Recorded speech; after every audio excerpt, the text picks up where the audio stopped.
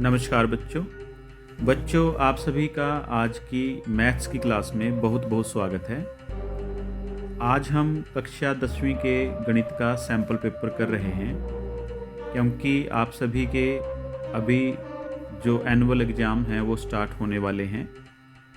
तो बच्चों उससे संबंधित यह एक आपका अभ्यास का सैंपल पेपर है जो आपके एनुअल पेपर की तरह ही दिया गया है और उसमें किस प्रकार के सवाल आएंगे इससे आपको यह भी पता चलेगा और साथ ही साथ यह सभी सवाल बहुत महत्वपूर्ण हैं, इम्पोर्टेंट हैं, तो इनको आपने हल भी करना है और समझना भी है।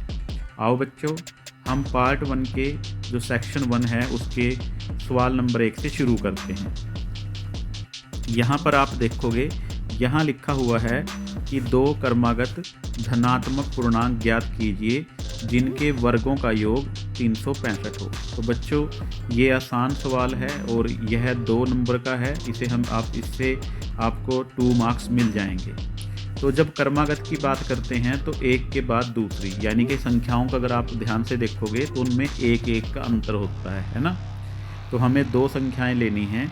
अगर मैं एक संख्या मान लेता हूँ कि माना एक संख्या मैंने मान लिया अपने पास से कि माना एक संख्या है ना, तो इसको अगर हम क्या मानेंगे, हाँ आप जानते हो, वेरी गुड, उसको हम ठीक बताया, इसको हम x मानेंगे। तो जो अगली है तो वो क्या हो जाएगी, x+1 हो जाएगी। तो अगली संख्या क्या होगी बच्चों, अगली संख्या होगी x+1 है ना। तो क्योंकि संख्याओं में एक एक का अंतर होता है। अब हमने यह संख्याएं अपने पास से मान ली हैं, ठीक है बच्चों। अब जैसा कि इस सवाल को आप ध्यान से देखोगे तो यहाँ क्या लिखा है, संख्याएं हमने ले ली हैं, उसने कहा धनात्मक तो प्लस की होनी चाहिए, दोनों ही प्लस की हैं। क्रमागत होनी चाहिए, एक के बाद दूसरी एक का अंतर है। पूर्णांक होनी चाहिए, हमने पूर्णांक ही लिए हैं। और जिनके वर्गों का योग, अब हम जो हमारा प्रश्न है उसके अनुसार कर लेंगे कि प्रश्न के अनुसार क्या कह रहा है, वो प्रश्नानुसार है ना। तो प्रश्नानुसार क्या लिखा है उसी बात को हम हल करेंगे। प्रश्नानुसार वह कहता है कि पहली संख्या यानी कि ये इसका वर्ग करना है तो हमने इसका वर्ग कर लिया है, और इसमें जोड़ना है दूसरी संख्या का वर्ग तो हमने इसमें दूसरी संख्या का वर्ग जोड़ दिया है, और जोड़ने के बाद क्या आएगा, 365 आएगा। तो बच्चों मैंने क्या किया है, मैंने वही किया है जो आपके सवाल में बताया गया है। अगर आप इस सवाल को देखोगे, एक एक लाइन को पढ़ोगे, तो पढ़ने के बाद आपको पता चल जाएगा कि हमारा जो पूरा सवाल है वह यहाँ पर जो स्टेटमेंट दी गई है उसके अंदर ही है।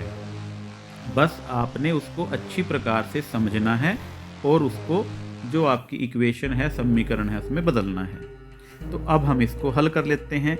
यह जो x² है ये ऐसे ही रहेगा, और आगे फार्मूला है x+1 का होल स्क्वायर यानी कि a+b का स्क्वायर है, या इसको आप हिंदी में a जमा b का स्क्वायर या वर्ग भी कहते हैं। तो यहाँ पर जो पहला है इसका स्क्वायर आ जाएगा, फिर दूसरा 1 है 1 का स्क्वायर आ जाएगा, और फिर 2 मल्टीप्लाई गुना x और गुना 1, ये जो = ऐसे ही रहेगा और हमें यह 365 के बराबर करना है।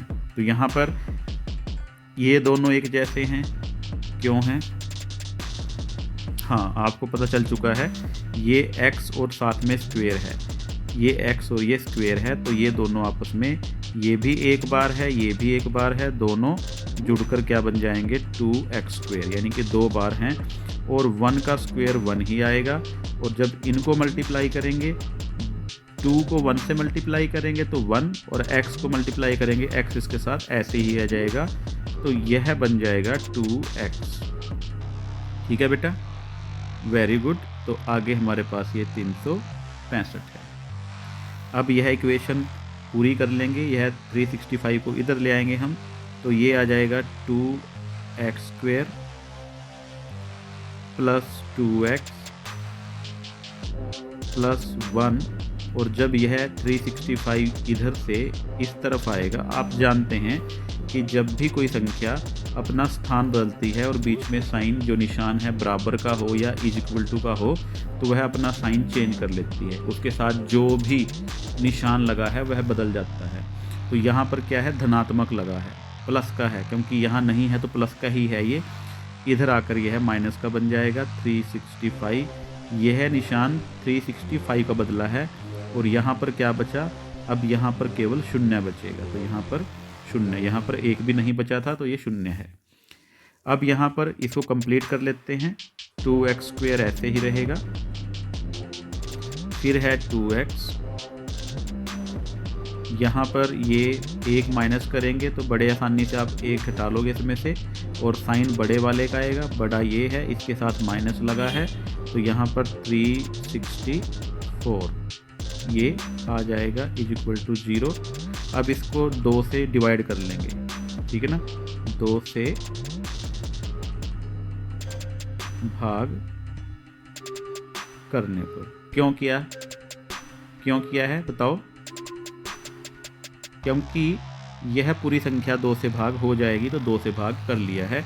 कोई भी संख्या जो कॉमन लिया जा सकता है, उसमें से 2 ही कॉमन लिया जा सकता था, या इसको 2 से भाग करेंगे। जब इसको करेंगे यहाँ पर x² आ जाएगा, यहाँ प्लस ऐसे ही रहेगा, यहाँ करेंगे यहाँ x और इसको भाग करेंगे 2 से, 2 1 कम 2, तो 1 यहाँ पर हमारा क्या बच जाएगा शेष, और यहाँ 6 है तो 16, 2 सॉरी यहाँ पर मैंने 2 1 कम 2 लिखना था तो 1, और यहाँ पर 2 8 16 और यहाँ पर फिर 2 दूनी 4, है ना। तो यह सवाल आपका ऐसे है। इस सवाल को आराम से समझना है, कई दफ़ा मेरे से लिखते समय भी गलती हो सकती है, उस गलती को भी आपने पकड़ना है ना। ठीक है, बिल्कुल। तो अब हमारी जो इक्वेशन बनी है वो बनी है x² जमा x या 1x कहेंगे, है ना, और ये 182। अब इक्वेशन को सोल्व करने के कई सारे तरीके हैं। एक तो d के फार्मूले से है, d equal to b² minus 4ac है। दूसरा तरीका ये है कि हम यहाँ जो भी है, यहाँ पर क्या है 1x है, कि ये x के साथ जो भी हमारा कोफिशिएंट है ना, तो उसके बराबर संख्या प्राप्त करनी है हमने। और कैसे करनी है कि अगर हम उसको जोड़े या घटाएं तो 1 आएगा, और अगर मल्टीप्लाई करें तो यहाँ पर 182 आए, है ना। ऐसी संख्या ज्ञात करनी है। तो उसके लिए हम क्या कर सकते हैं, ऐसी संख्या के लिए ज्ञात करने के लिए हम थोड़ा सा काम कर सकते हैं। ये जो 182 है इसके फैक्टर कर सकते हैं। जब हम 182 के फैक्टर करेंगे तो हमें वो संख्या आसानी से मिल जाएगी। यहाँ पर करेंगे 2 से जाएगा, 2 9 18 और 2 1 कम 2, और फिर ये जाएगा, देखो ये जाएगा 13 के टेबल पे ना, हाँ 13 से 91, हाँ ये चला गया। तो अब एक तो फैक्टर 13 बन जाएगा और इन दोनों को मल्टीप्लाई कर लेंगे तो ये 14। तो अब हमारे पास दो जो फैक्टर हैं वो ऐसे बन जाएंगे, 13 और 14 बन जाएंगे, है ना। तो अब जब 14 में से 13 को घटाएंगे तो क्या आएगा, 1 आएगा, गुना करेंगे तो 182। तो हमारे फैक्टर ये बन जाएंगे x² जमा, यहाँ पर जमा का निशान पहले ही है और हमने फैक्टर बनाए हैं, 14 में से 13 को माइनस करेंगे तो 1 आएगा, और यह है x है माइनस 182। यहाँ थोड़ा स्पेस कम है इसलिए मैं थोड़ा सा पास लिख रहा हूँ, ठीक है ना। तो अब ये क्या बन जाएगा, x² प्लस इसको मल्टीप्लाई करेंगे 14x यानी कि 14x माइनस 13x और माइनस 182 0 ये है। तो अब पहले पेयर में से ये और दूसरे पेयर में से ये, जो पार्ट कॉमन आ सकता है उसको कॉमन ले लेते हैं, है ना। तो यहाँ पर केवल x ही कॉमन आ सकता है, ठीक है ना, कोई नंबर इसके साथ नहीं है तो x कॉमन आएगा। जब यहाँ से x कॉमन लेंगे तो x प्लस 14, ठीक है ना बेटा, हाँ वेरी गुड, सभी ने ध्यान से देखना है इसको। फिर यहाँ पर ये 13 माइनस तो आएगा, माइनस ले लेंगे और 13 के टेबल पे दोनों चले जाएंगे, 13 पे ये भी जाएगा और ये भी जाएगा। तो जब ये जाएगा 13 कॉमन ले लिया यहाँ पर हमने, और यहाँ पर तो केवल x ही बचा है। और जब हमने माइनस बाहर कॉमन लिया है ना, तो अंदर वाले साइन तो बदल ही जाएंगे, तो यहाँ पर प्लस आ जाएगा और 13 को जब इसको 182 को 13 से डिवाइड करेंगे तो 14 आएगा, तो ये आ जाएगा 14 इज इक्वल टू 0, पहले वैसे ही है ना। अब हम इस ब्रैकेट को देखते हैं, ये वाली और ये, इन दोनों में एक ही जैसा बचा है, तो इसको कॉमन ले लेंगे। x प्लस 14 जब कॉमन लिया तो ये आ गया, और बाकी क्या बचेगा, ये यहाँ x है और यहाँ पर माइनस 13 इज इक्वल टू 0। तो अब हम इन दोनों को इंडिविजुअल इक्वल कर लेंगे। x प्लस 14 या तो ये 0 के इक्वल है और x माइनस 13 ये 0 के इक्वल है, तो यहाँ से x इज इक्वल टू इधर आके माइनस 14 हो जाएगा, और ऐसे ही ये 0 में ऐड करेंगे तो ये 13। अब हमारा एक आंसर आया है x इज इक्वल टू 13, एक आंसर आया x इज इक्वल टू 14, तो ये हमारे आंसर हो सकते हैं। परंतु हमें क्या चाहिए, हमें यहाँ लिखा है दो क्रमागत धनात्मक होने चाहिए, है ना। क्वेश्चन पे जाएंगे धनात्मक, तो ये धनात्मक नहीं है, ये हमारा आंसर नहीं होगा, तो ये 13 हो जाएगा।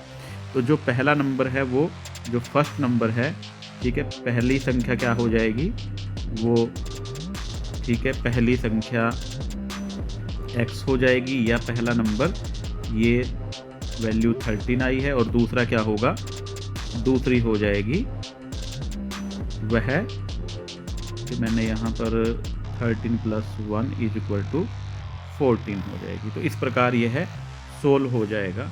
तो बच्चों यह हमारा पहला सम है जो पेपर में आया हुआ है, और यह इम्पोर्टेंट भी है। इसको सोल्व करने के हमने सभी स्टेप्स आपके साथ बड़े अच्छे से साझा किए हैं, है ना। और साथ ही साथ बच्चों इसी प्रकार के और सम जो आपके मैथ्स में हैं उनको आप हल कीजिए।